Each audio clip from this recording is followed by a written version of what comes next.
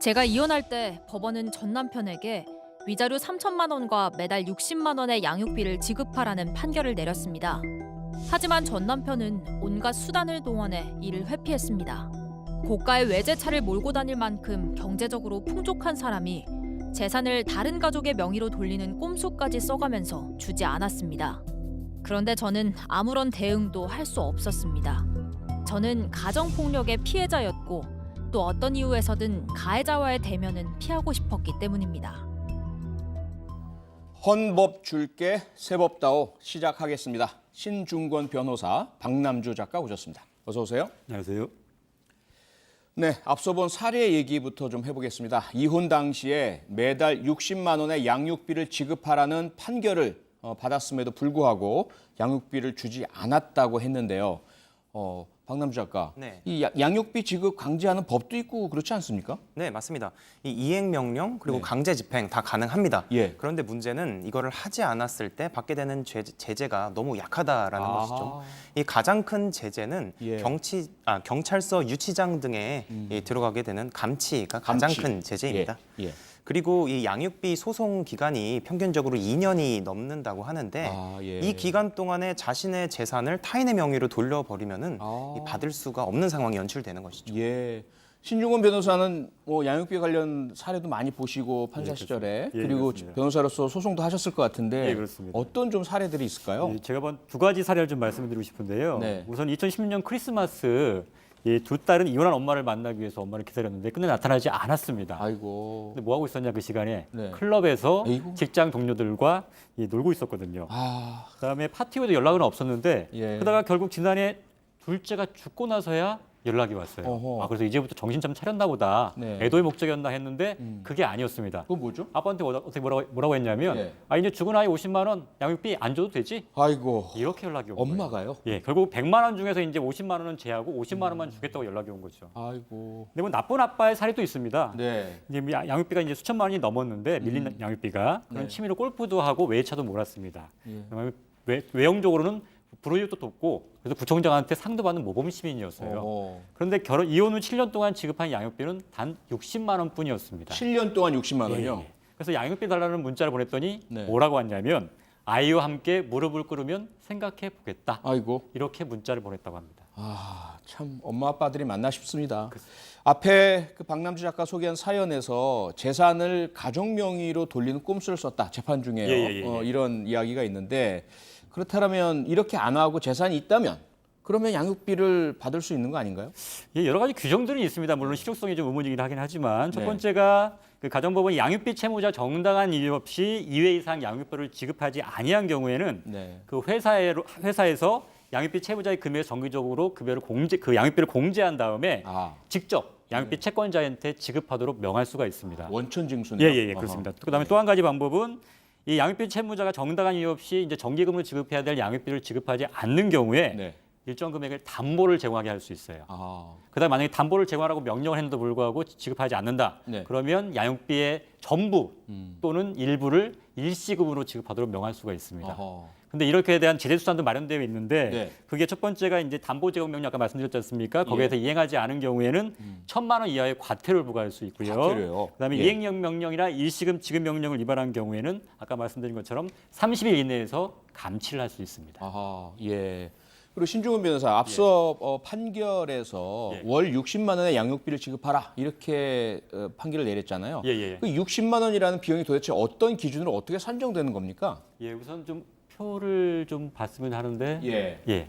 양육비 지급표 산정 예. 기준. 예, 그걸 보면 네. 이제 가로축과 세로축으로 나눠져 있습니다. 예. 이제 가로축은 뭐냐면 저기 나왔네요. 예. 네. 가로축을 보시면 부부의 합산 소득입니다. 합산 소득. 예, 그다음에 세로축은 그 미성년 자녀의 만 나이가 되겠죠. 자녀의 나이. 예, 그래서 네. 이게 교차하는 구간이 있을 거 아닙니까? 이제 네네. 그걸 기준으로 하는 건데 아하. 예를 들어 설명해 보겠습니다. 예. 이제 남편의 소득이 300만 원이고 부인의 소득이 200만 원일 경우, 그다음에 네. 미성년 자녀의 나이가 만 6세일 경우 교차하는 구간은 이제 130만 2천 원 평균, 그다음에 120만 2천 원부터 140만 8천 원 이 구간이 되거든요. 네. 이 구간에서 이 부부합산 소득이 이제 500만 원이지 않습니까? 이제 예. 구간에서 최소 금액이고 나이도 최소 나이예요. 아. 그러니까 저 구간 저기 122만 2천 원부터 140만 8천 원 중에서 네. 최소 금액인 122만 2천 원이 이제 기준 금액이 되는 겁니다. 기준 금액. 예, 여기서 이제 그 부부 합산 소득의 비율에 따라 나누게 되는데 네. 아빠의 경우에 전체 500만 원 중에 300만 원이니까 5분의 3. 어허. 그래서 계산해 보면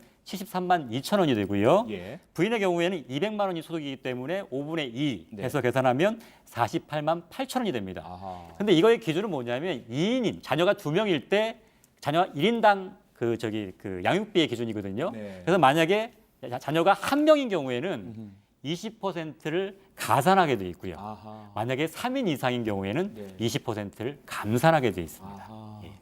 아주 복잡하면서도 뭐 여러 가지 합리적 기준은 분명히 되네요. 예, 그렇습니다. 박남주 작가, 그러면 예. 이제 부모의 소득 아예 연령의 기준이 되는데요. 네네. 양육비를 산정할 때 그거 외에 또 고려되는 요소들이 있다면서요? 네, 이 소득 외에도 현재 그 부모가 재산을 얼마나 가지고 있는지 네. 또는 이제 빚이 얼마인지 같은 것도 고려가 되고 있고요. 네. 그다음에 자녀의 거주 지역도 고려가 되고 있습니다. 거주 지역이요. 예. 예. 그리고 이 자녀가 아파서 좀 고액의 치료비가 들어간다고 한다면 그것도 이제 포함이 되고요. 네. 그다음에 부모가 서로 합의했을 경우에 예. 뭐 고액의 교육비가 드는 예를 들어서 유학을 간다든지 하는 경우에도 양육비 산정이 그것 네. 고려돼서 되고 있습니다. 그러니까 지역이라 하면 이제 서울 같은 비싼 곳은 좀 많이 산정이 될 테고 네, 맞습니다. 조금 이제 지역 물가 싼 지역은 좀 낮게 산정되고 이렇겠네요. 네, 맞습니다. 아, 예. 자, 이제 그러면 양육비를 받을 수 있는 방법에 대해서 좀 살펴보겠습니다. 위의 사례에서 양육비를 받을 수 있는 가장 합리적인 방법, 박남주 작가 어떤 것이 있을까요? 이 사실 부모가 협의가 된다면 가장 좋고 합리적이겠죠. 그렇죠. 그리고 그거가 안 돼도 네. 이 법에서 정한 절차대로 된다면 그것도 좋을 텐데 네. 현재 잘 이루어지고 있지 않기 때문에 이 양육비를 미지급한 부모들의 신상을 공개하는 배드파더스라는 사이트까지 나온 상태죠. 예, 배드 파더, 나쁜 아빠들. 맞습니다. 예, 예. 그런데 이 사이트는 국가가 법적으로 운영하고 있는 그런 사이트는 아니기 아니죠. 때문에 예. 현재 저희가 이 헌법을 주고 세법을 제안하는 이 자리에서 좋은 합리적인 방법이 제안됐으면 좋겠습니다. 네. 네, 양육비를 주지 않는 부모의 신상 공개까지 사적으로 이루어지고 있는 이런 상황이라는 건데요. 양육비 미지급을 법으로 해결할 수 있는 그런 조항 당연히 있지 않습니까, 신주금 변호사? 예, 있습니다. 그런데 그게 이제 미흡하다 보니까 이제 배드파더스까지 나오게 되는 건데요. 네. 현재로서 지금 시행되고 있는 법에 따르면 아까 예. 말씀드렸던 것처럼 양육비 직접 지급 명령, 네. 그러니까 회사로 하여금 양육비 일부 공제해가지고 직접 지급하게 하는 거, 예. 그다음에 양육비 담보 제공 명령, 이행 명령 등을 신청할 수 있고요. 예. 이를 위반하는 경우에 과태료를 부과하거나 감치 명령을 신청할 수는 있습니다. 네, 뭐 여러 가지 있긴 있는 것 같은데 좀 복잡한 것 같기도 하고 예, 예. 또 1,000만 원 이하의 과태료에 불과하다고 한다면 예. 만약에 양육비를 많이 오랫도록 지급할 사람 같으면 안 내고 말지 이럴 수도 있을 것 같아서 예, 그렇습니다. 그러네요. 예, 예, 예. 네, 양육비를 받지 못해서 어려움을 겪는 가정이 무척 많습니다. 오죽하면 양육비를 주지 않는 부모를 공개하는 사이트까지 생겼겠나 싶은데요. 관련 영상 먼저 보고 얘기 나누겠습니다. 배드파더스 사이트에 신상이 공개가 되는 경우에는요. 우선 그 이혼을 할 때 그 협의 이혼, 다시 말하면 부부가 합의해서 이렇게 이혼한 경우에는 양육비 부담 조서라는 게 있거든요. 네. 그래서 그 양육비 부담 조서를 확인하고 또 부부가 재판을 해서 이혼한 경우 그 경우에는 그 이혼 판결문에 양육비 관련 내용이 있잖아요. 그 법적인 서류를 갖다가 반드시 확인해 갖고서 그 신상을 공개합니다. 네, 지금 보신 내용이 배드파더스, 나쁜 아빠들 활동가의 인터뷰였습니다. 배드파더스 불법 논란이 당연히 있을 수밖에 없을 것 같은데요. 이 디지털 교도소 논란과 좀 유사해 보이기도 하고 달라 보이기도 하고요. 예, 그렇습니다. 법원에서 내린 판단은 뭐죠? 예, 이번에 2020년 1월 15일에 예. 이 수원지방법원에서 정보통신망 이용 촉진 및 정보 보호 등에 관한 법률 위반, 명예훼손 혐의로 기소된 배드파더스 관계자 구모 씨에 대한 국민 참여 재판이 있었고 선고가 있었습니다. 예. 그래서 좀 약간 어떻게 보면 이례적으로 네. 어떻게 선고를 했냐면 이 활동을 하면서 대가를 지급받는 등 이익을 취한 적이 없고 아하. 대상자를 비하하거나 악의적으로 공격한 사정이 없다. 아하. 그다음에 또 한 가지는 피고인의 활동은 양육비를 받지 못한 다수의 양육자가 있는 상황에서 이러한 사항을 알리고 네. 지급을 촉구하기 위한 공익적 목적이 강하기 때문에 아하. 이 경우에는 위법성 조학사유에 해당돼서 무죄를 선고한다. 이렇게 네. 선고가 됐습니다. 그건 잘못 허위로 올린 예가 단 한 건도 없었다는 그렇습니다. 이야기네요. 예, 그렇습니다. 예, 그리고 전혀 뭐 경제적 이득을 취하지도 않고요. 이 사이트 예. 중에서. 네.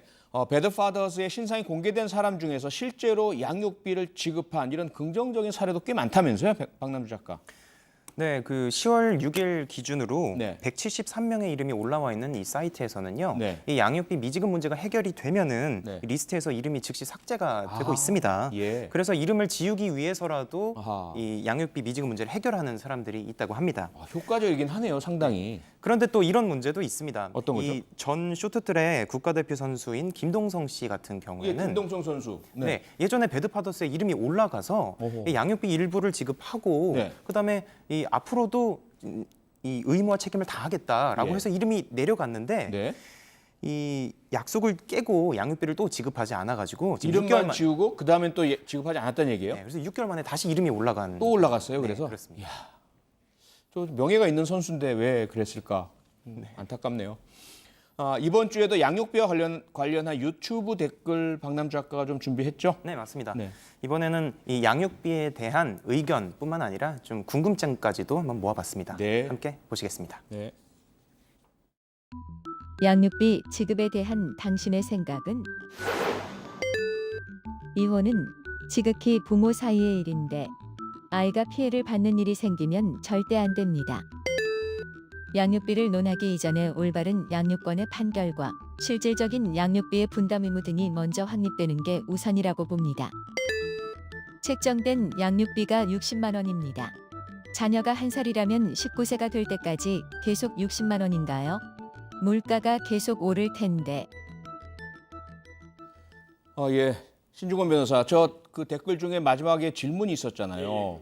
60만 원이라고 딱 법원에서 판결을 내린다. 그러면 아니, 물가도 달라지고 아이도 나이도 커가면서 양육비가 당연히 더 들어갈 텐데라는 것도 있고 다른 쪽으로 보자면 양육비 지급 의무가 있는 사람이 사업에 실패했다든지 직장을 잃었다든지 빚이 많아졌다든지 이런 사정 변경도 또 있을 텐데 이런 건 어떻게 해야 되죠? 뭐 한 번 정해진 게 바꿀 수 없다 그러면 좀 불합리하겠죠. 그렇죠. 그래서 이혼 시에 우선은 협의 또는 재판을 통해서 이제 양육비를 정하고 그에다 지급하거나 수령을 하게 되는데요. 네. 만약에 사정이 변경이 되는 경우에는 그래서 현재 양육비 지급이 좀 불합리하다. 네. 이런 경우에는 법원에 양육비 부담 부분의 변경을 신청할 수가 있습니다. 예를 들어서 양육비 부담자가 이제 진급하거나 경제 사정이 아주 좋아졌어요. 네. 그다음에 또 한 가지는 뭐 자녀가 성장하다 보니까 이제 교육비가 많이 들거나 아니면 특별한 병에 걸려서 치료비가 많이 드는 사정들이 생긴 경우에는 네. 당연히 기존대로 한다 그러면 너무 이제 그 양육자 입장에서 부담이 커지니까 예. 양육비를 부담해야 되는 입장에서 좀 증액을 아하. 해야 했으면 좋겠다라고 해서 증액을 청구할 수가 있고요. 예. 근데 반대로 이 양육비를 부담하는 일방의 채무자가 경제적 사정이 악화되었어요. 예. 예를 들면 뭐 실직을 한다든가 파산한다든가 부도가 난다든가 이런 경우에는 그 법원의 허가를 받아서 양육비 일부를 감액받을 수도 있습니다. 일단 일반적인 채권 채무와는 상당히 다르네요. 그렇습니다. 네, 그리고 박남주 작가, 지난 20대 국회에서 사실 양육비 지급하지 않는 사람 부모, 아빠든 엄마든에게 양육비를 지급하게 하는 가장 효과적인 방법이 운전면허를 정지하는 것이다. 네. 라고 해서 법안이 제출됐었는데 네. 경찰청이 반대로 끝까지 통과가 안 됐었거든요. 예. 근데 이번에 통과가 됐다면서요? 네, 지난 5월 20일 이 양육비 이행 확보 및 지원에 관한 법률 네. 일부 개정 지금 말씀하신 예. 그 운전면허 관련된 법안이 지금 국회 본회의를 통과를 했습니다. 아하, 예. 그래서 감치 명령에도 불구하고 양육비 지급 이행을 계속하지 않는 경우에는 예. 이제 운전면허 정지도 될 수 있게 된 것이죠. 예. 신중원 변호사가 보실 때는 어때요? 이러한 개정안 좀 도움이 될까요? 효과성이 있을까요? 뭐 지금 개정안에 봐서 지금 제가 보기에 실효성이 있다고 보이는 거는 예. 사실상 이 형사처벌에 관한 부분입니다. 물론 뭐 그 앞에 출국금지나 명단 공개 도입 같은 것도 지금 포함되어 있겠지만 네. 지금까지는 어떻게 봤냐면 양육비 지급 문제를 사인 간의 채무로 봤어요. 그렇죠. 그러다 보니까 이제 국가적 입장에서도 그냥 알아서 해결하십시오. 네. 약간 손 놓고 있는 경향이 있었단 말입니다. 어. 근데 이게 사실 엄밀하게 따져보면 아동에 대한 학대 범죄일 수도 있어요. 맞습니다. 그러니까 외국 같은 그렇습니다. 경우에는 사실 예. 그런 관점에서 지금 접근하고 있기 때문에 그렇죠. 형사처벌 규정도 있습니다. 그렇죠. 그래서 이제 더 예. 이상 이제 뭐 사인간의 채무를 남겨둘 게 아니라 이거는 이제 방치했다가는 아동의 학대 문제까지 네. 발생하기 때문에 이 경우에는 물론 당연히 정당한 사유 없이 지급하지 않는 경우라고 못 박아야 되겠지만 네. 거의 명시적으로 형사처벌 규정을 언급하는 게 좋을 것 같고요. 그래서 만약에 이렇게 지금 안대로 만약에 형사처벌 규정이 통과가 된다 그러면 네. 일정 부분 실효성이 있다고 보여집니다. 네. 박남주 작가가 보는 시각은 어때요? 이런 분명 양육비 미지급이란 거 채권 채무 문제로 봤었는데 네. 형사적인 사안, 아동 학대 문제로 확대해서 형사적인 제재, 처벌까지 주자는 거 동의하십니까? 네, 저도 더 이상 사인 간의 문제로 보는 것이 아니라 네. 좀 국가적으로 이거를 관리해야 된다고 생각을 합니다. 예. 네, 그래서 지금 계속해서 이 강력한 제재들을 하겠다는 예. 이 얘기들도 나오고 있고 또 개정안도 나오고 있으니까 아. 좀 더 지켜보면서 좀 네. 네, 그리고 좀 전에 심준곤 변호사께서 외국에서는 아동학대적, 형사적, 사회적 문제로 보고 접근을 한다라고 하셨는데 네. 외국의 사례를 좀 소개해 주실까요? 네, 미국은요, 이 사회보장법에 따라서 이 양육비를 안 낸 사람을 이 여권 거부, 취소, 제한할 수도 있고요. 여권 자체를. 예. 아하. 그리고 최장 14년 징역형도 선고될 수 있다고 합니다. 오, 14년까지요. 네, 맞습니다. 네. 그리고 캐나다, 프랑스, 독일도 이 미국과 마찬가지로 징역형이 선고될 수 있는 법안이 마련되어 있죠. 네. 네, 양육비를 주지 않는 부모에게 제재를 가할 수 있는 법은 가사소송법 67조와 68조입니다. 그러나 실효성이 없다는 지적이 많았는데요. 헌법 줄게 세법다오에서는 양육비 미지급자에 대해 출국 금지 및 명단 공개 조치와 1년 이상의 양육비를 미지급할 경우 형사 처벌하는 조항을 신설하고 양육비를 국가가 선지급한 후 회수하는 양육비 대지급 제도의 도입을 제안합니다. 네, 신주곤 변호사, 이 제안에 대해서 조금 설명을 간단히 좀 해주실까요? 예, 뭐 이미 일부 법률안에 나와 있는 것처럼 양육비 채무를 미행한 경우에는 뭐 출국금지라든가 명단을 공개하는 조치, 그다음에 정당한 사유 없이 1년 이상 양육비를 지급하지 않는 사람에 대해 형사처벌하는 것은 이미 일부 개정안에 지금 들어가 있거든요. 예. 근데 가장 논의가 뜨겁지만 아직까지 지금 제대로 지금 논의가 법안에 들어가 있지 않은 게 뭐냐면 국가가 대신에 지금은 대지급 제도라는 아하, 겁니다. 대지급 제도. 뭐냐면 예. 양육비 채무자가 양육비를 연체하거나 지급하지 않을 경우에 국가가 먼저 지급해주고 네. 양육비 채무자한테 대신 받아내는 겁니다. 아하. 그러니까 이거를 사인 간에 알아서 해결하라고 할 게 아니라 네. 국가가 나서서 먼저 지급해서 생계 유지를 할 수 있게 해주고 예. 그다음에 이걸 이행하지 않는 악덕 이런 채무자, 이 양육비 채무자에 대해서는 국가가 직접 추심하는 방법으로 한다 그러면 네. 지금 양육비 문제가 어느 정도 해결되지 않을까라는 생각이 들어서 네, 네. 이 제도를 지금 제안하는 바입니다. 네. 제가 영국에서 공부할 때 한참 나오던 보도들이 뭐였냐면 그 Child Protection Agency라 그래서 아동보호청에서 양육비 미지급하자마자 바로 재산 추적 들어가고 순교돈까지 다 차단해서 강제 집행하는 모습들을 예, 봤었거든요. 예, 예, 예. 그러니까 아동을 특히 자신의 자녀를 네. 양육에 대해서 책임을 지지 않는다는 것은 사실은 그것은 어떤 다른 것도 해서는 안 될 무책임한 행동 아니겠습니까? 그렇습니다. 그래서 뭐 형사처벌까지 우리가 지금 논하고 있지만 예. 그 전에 반드시 자기가 갖고 있는 모든 역량을 총동원해서 네. 아이들의 양육에는 책임을 져야 하는 또 그렇게 만드는 사회적 제도가 있어야 되겠습니다. 예, 그렇습니다. 네. 자기가 여유가 있어서 아이를 양육비를 지급하는 게 아니라 아니죠. 자기와 동등한 아니면 그 이상으로 사실은 생활을 유지할 수 있게 네. 양육비를 지급해야 되는데 아직까지 그거에 대한 인식이 좀 부족한 게 아닌가라는 생각이 그러니까요. 듭니다. 예. 예. 네, 이제 마지막 촌철 살인 한마디 부탁드릴 시간이 됐습니다. 네. 이 양육비 지급에 대한 박남주 작가의 촌철 살인 무엇입니까? 네. 이혼은 아이의 책임이 아닙니다. 아이가 행복하게 성장할 수 있도록 도와주세요. 네, 신중원 변호사. 예. 양육비 미지급 당신 자녀의 생존을 위협하는 아동학대 범죄입니다. 예. 네, 저는 부모는 어떤 상황이라도 자녀가 성인이 될 때까지 반드시 양육을 책임져야 한다로 정리하겠습니다.